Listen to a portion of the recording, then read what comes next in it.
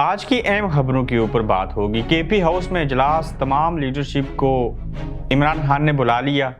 Yes boss कह दिया गया। दोनों इतराफ से एस्टेब्लिशमेंट और इमरान खान एक दूसरे से मिलने के लिए राजी हो गए।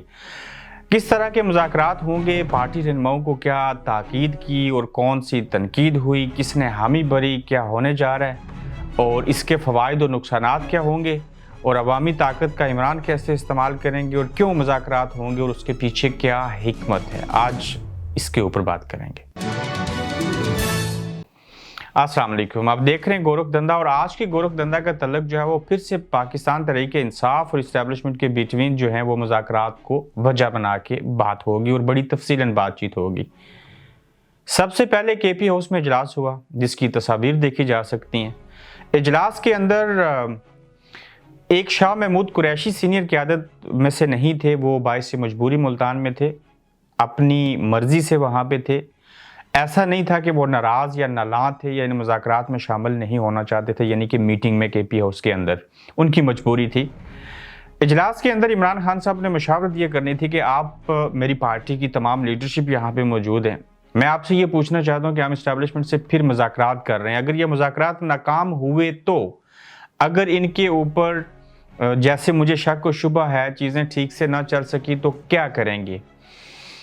जिसके ऊपर मुख्तलिफ लोगों ने आरा दी, जिसमें असद कैसर थे, असद उमर थे, परवेज़ खटक थे और बाकी भी तमाम लोग शामिल थे रैदर देन शाह महमूद कुरैशी। उन सब ने कहा कि हाँ बिल्कुल मुज़ाकरात होने चाहिए, मैं इसके ऊपर हम सारे राज़ी हैं। जिस पर इमरान ने कहा कि अगर मुज़ाकरात जैसे हम चाह रहे हैं वैसे चीज़ें ना हुई, चाह क्या रहे हैं ये भी मैं आपको बताऊंगा, तो फिर हम क्या करेंगे। इमरान खान ने कहा कि हम फिर अवामी ताकत से जो लॉन्ग मार्च की मैं कॉल देने जा रहा हूँ अवाम बाहर निकलेगी, वही काम हमें करना पड़ेगा और इस एलिमेंट को हम कभी भी मुज़ाकरात करते हुए पीछे नहीं छोड़ सकते। जिसके ऊपर असद उमर और परवेज़ खटक बोले, उन्होंने कहा कि खान साहब हम इस्टेब्लिशमेंट के बगैर या कोई भी सियासी पार्टी पाकिस्तान के अंदर नहीं चल सकती और हमें कुछ अपनी बातें मनवानी और कुछ उनकी माननी और आगे बढ़ना है। इजलास का इख्तिताम यहाँ पे हुआ कि हाँ बिल्कुल मुज़ाकरात शुरू करेंगे इस्टेब्लिशमेंट के साथ और उस सिलसिले में इस्टेब्लिशमेंट के जो नुमाइंदे हैं और इमरान खान की तरफ से जो लोग हैं वो आपस में मिलेंगे। और आखिरकार आज की जो बड़ी बात है वो ये है कि यस बॉस, यानी कि ये लफ्ज़ इसलिए इस्तेमाल किया, इमरान खान और इस्टेब्लिशमेंट के बड़े आपस में अब बराह रास्त मिलेंगे और मुज़ाकरात होंगे। बराह रास्त मिलने से कबल जैसे सदारती हाउस में भी मिले, 2-3 मीटिंग्स होंगी, एक लाएअमल तय किया जाएगा और उसके बाद इमरान खान और इस्टेब्लिशमेंट के बड़े आपस में बराह रास्त बैठेंगे, अच्छे माहौल में बातचीत होगी और चीज़ों को आगे बढ़ाया जाएगा। इन मुज़ाकरात का फ़ायदा तो यकीनन इस्टेब्लिशमेंट और पाकिस्तान तहरीक इंसाफ दोनों को होगा। उसमें आर्मी चीफ़ की तैनाती है और इमरान खान क्या चाहते हैं उसके ऊपर करेंगे, तैनाती नहीं, माजरत आर्मी चीफ की एक्सटेंशन है। जब ये मुज़ाकरात शुरू होंगे तो उसमें से सबसे पहला पीटीआई की तरफ से जो नुक्ता है वो ये है कि हम एक बात तो मान गए कि एक्सटेंशन होनी चाहिए नए चीफ लगने के बजाय, ये तय हो गया। फिर वो कहते हैं कि निगरान हुकूमत बननी चाहिए और इलेक्शन इतने से इतने अरसे के दौरान होने चाहिए। जब ये मुज़ाकरात का जो नुक्ता है अगर अच्छे रहते हैं तो वो यही होगा कि इस्टेब्लिशमेंट मान ले कि हमने इलेक्शन करवाने और निगरान सेटअप लेके आना है। एक्सटेंशन वाली बात आज से ख़त्म हो गई। अगर मुज़ाकरात नाकाम होते हैं तो तब भी यही नुक्ता होगा कि निगरान सेटअप नहीं बन रहा और इलेक्शन नहीं हो रहे। अब इस सारे मामले में जो तकलीफ़ है, जो नुकसान है, वो किसको हो रहा है, ख़ासकर नून लीग को। और नून लीग के बाद जो पीडीएम के कौन कौन से लोग हैं उनको कैसे नुकसान हो रहा है, इसके ऊपर भी बात कर लीजिए तो मुनासिब रहेगा। क्योंकि with in the Noon league 2 group हैं, एक मरियम नवाज और मियां नवाज शरीफ साहब का, दूसरा शहबाज हमजा और बाकी जो लोग हैं इनका एक ग्रुप है। शहबाज शरीफ चाहते हैं कि हम तो पीडीएम के तहत हुकूमत में आए, पीडीएम ने तो इरादा और वादा किया था कि जैसे ये कहेंगे इस्टेब्लिशमेंट हमने वैसे करना है और एक्सटेंशन भी देनी है।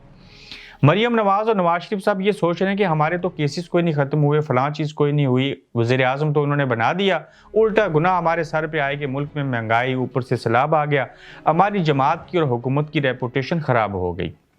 उन्हें अपनी फ़िक्र पड़ी है कि भाई तो एडजस्ट हो गए, तारीख में नाम रकम कर दिया वज़ीर आज़म बनने के बाद, लेकिन हमारे हालात अच्छे नहीं हैं, केसेस वहीं के वहीं हैं, हम तायात ना लें।